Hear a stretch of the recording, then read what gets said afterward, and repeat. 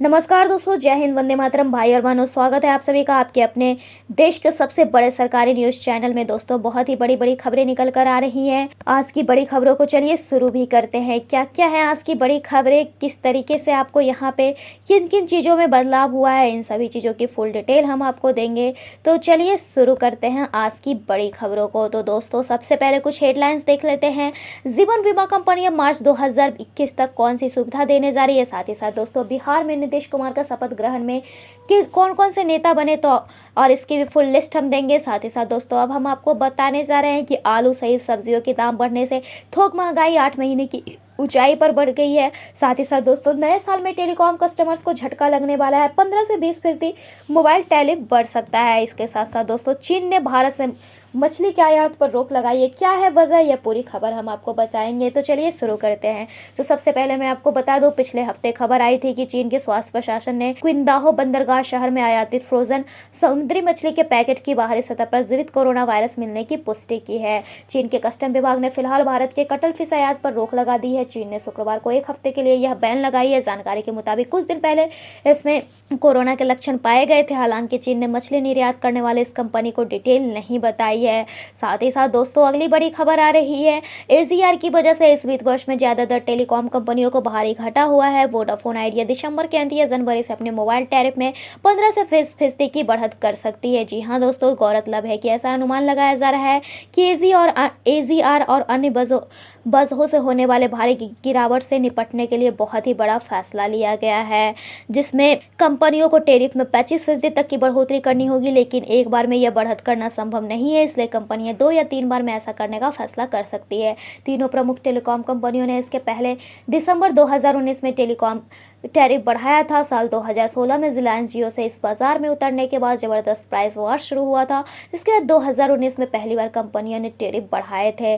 सितंबर 2020 तक के आंकड़े के मुताबिक प्रति ग्राहक सबसे ज्यादा कमाई भारतीय एयरटेल ने किया है। भारतीय एयरटेल का प्रति ग्राहक औसत रेवेन्यू 162 रुपये है, जबकि रिलायंस जियो का 145 रुपये और वीआई यानी वोडाफोन आइडिया का सिर्फ 119 रुपये है। तो जिससे यह आप आसानी से अंदाज़ा लगा सकते हैं कि किस तरीके से इसमें बढ़ोतरी की जा रही है। तो साथ ही साथ दोस्तों, अगली जो बड़ी खबर आ रही है वो आ रही है अक्टूबर महीने में WPI आधारित मुद्रास्फीति 1.48% रही। आलू सहित सब्जियों के दाम और मैन्युफैक्चर्ड उत्पाद के दाम बढ़ाने से थोक महंगाई बढ़ी है। आलू के दाम में तो 107% का उछाल आया। इससे पहले खुदरा महंगाई के आंकड़े भी चिंताजनक स्तर पर रहे हैं। जिस तरीके से यह बढ़ रहे थे, इस तरीके से यहाँ पे थोक महंगाई 8 महीने की ऊंचाई पर पहुंच गई। साथ ही साथ दोस्तों, अगली खबर आ रही है। नीतीश कुमार ने 7वीं बार CM पद की शपथ ले ली है। बिहार में राजभवन में राज्यपाल फागू चौहान ने शपथ दिलाई। नीतीश कुमार के साथ 14 मंत्रियों ने भी शपथ ली। इस मौके पर गृह मंत्री अमित शाह और बीजेपी अध्यक्ष JP नड्डा भी मौजूद रहे। कांग्रेस और RJD ने शपथ ग्रहण समारोह का बहिष्कार भी किया, जिसमें बताते हैं आपको तारकिशोर प्रसाद और रेणु देवी को भी उप मुख्यमंत्री पद की शपथ दिलाई गई। इसके साथ साथ दोस्तों, बीजेपी नेता तारकिशोर प्रसाद कटिहार से विधायक चुने गए, जबकि रेणु देवी बेतिया विधानसभा सीट से चुनाव जीती है। साथ ही साथ कई सारे मंत्रियों ने शपथ भी ली। साथ ही साथ दोस्तों, अगली बड़ी खबर जो आ रही है वो आ रही है लाइफ इंश्योरेंस कंपनियों से। आइए जानते हैं। भारतीय बीमा नियामक एवं विकास प्राधिकरण ने जीवन बीमा कंपनियों के लिए संभावित पॉलिसी धारकों को इलेक्ट्रॉनिक तरीके से मंजूरी लेने की सुविधा को 3 महीने बढ़ाकर 31 मार्च 2021 तक कर दिया है। कोरोना में इस फैसले को लिया गया है, जो कि बहुत ही व्यापक फैसला लिया। इसके साथ साथ दोस्तों, मैं आपको बता दूं इस फैसले में और क्या क्या चीज़ों की बात की गई है। तो आपको मैं बता दूं, प्रायोगिक आधार पर जीवन बीमा कंपनियों को 31 दिसंबर तक शुद्ध जोखिम वाले उत्पाद के लिए उपभोक्ताओं से इलेक्ट्रॉनिक मंजूरी की अनुमति दी थी। इरडा ने इस व्यवस्था की समीक्षा और जीवन कंपनियों से मिली प्रतिक्रिया के आधार पर अब सभी उत्पादों पर इस सुविधा को 3 महीने के लिए बढ़ा दिया है। साथ ही साथ अब ऑनलाइन आप आसानी से इसके सभी कामकाज को कर सकते हैं। आपको कोई भी दिक्कत नहीं आने वाली है। मैं आपको बता दूं, दिल्ली में फिर से लॉकडाउन लगने वाला है। स्वास्थ्य मंत्री सत्येंद्र जैन ने कहा है। आइए जानते हैं उन्होंने क्या कहा। तो उन्होंने कहा है कि अब लॉकडाउन कोई प्रभावकारी कदम नहीं होगा। हर किसी के लिए मास्क पहनना ज़्यादा फायदेमंद होगा।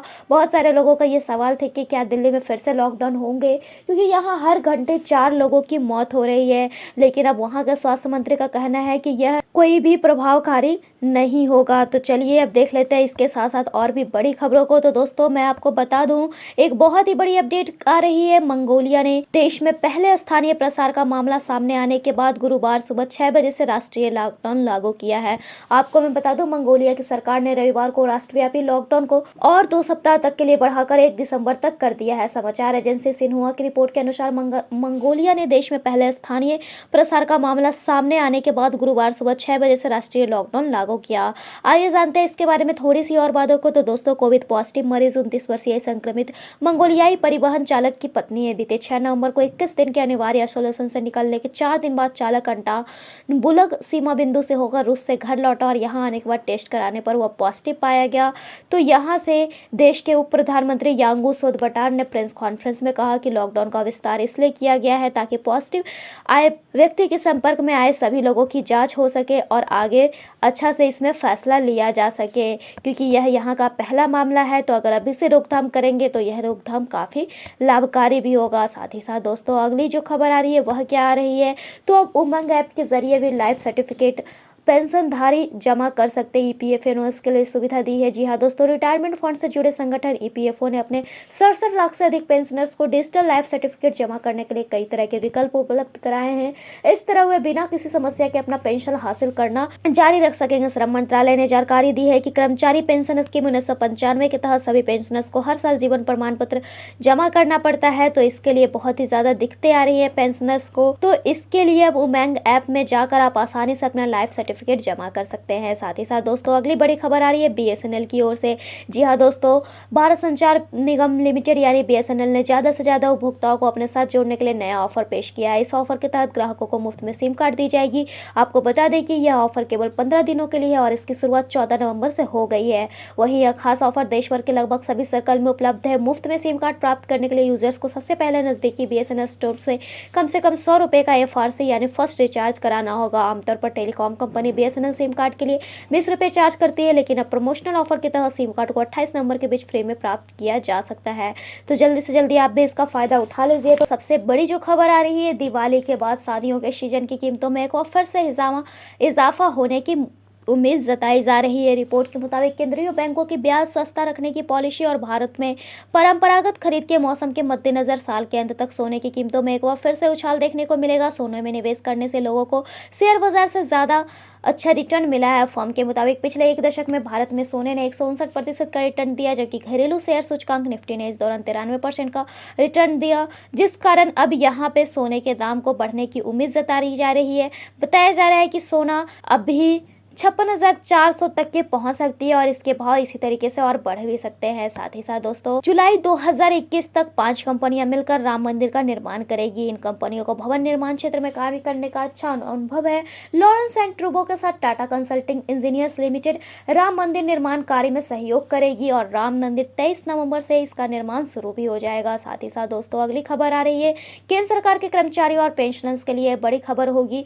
आइए जानते हैं इसके बारे में। तो जी हाँ दोस्तों, सरकार ने कोरोना वायरस महामारी को देखते हुए जुलाई 2021 तक अपने कर्मचारियों के लिए महंगाई भत्ते में बढ़ोतरी को टाल दिया था। वित्त मंत्रालय ने अपने आदेश में कहा कि सरकार ने यह फैसला किया था कि 1 जनवरी 2020 से केंद्र सरकार के पेंशनरों को केंद्र सरकार के कर्मचारियों और महंगाई राहत के लिए महंगाई भत्ते की एक्स्ट्रा किस्त का पेमेंट नहीं किया जाएगा। लेकिन अब यह विभाग ने कहा था कि 1 जुलाई 2020 और 1 जनवरी 2021 से डीए बढ़ोतरी और अतिरिक्त किस्त का भुगतान भी किया जाएगा। दरअसल कोरोना वायरस लॉकडाउन के चलते सरकार के टैक्स कलेक्शन पर बेहद बुरा असर पड़ा है। मार्च में डीए में 4% की बढ़ोतरी हुई थी। तो दोस्तों, अगली बड़ी खबर आ रही है। एक मोबाइल नंबर से पूरे परिवार के लिए आप अपना नया आधार पीवीसी कार्ड बनवा सकते हैं। कैसे इसे ऑर्डर किया जा सकता है यह भी हम आपको बताएंगे। तो आपको मैं बता दूं, मौजूदा समय में आधार कार्ड सबसे अहम दस्तावेजों में से एक है।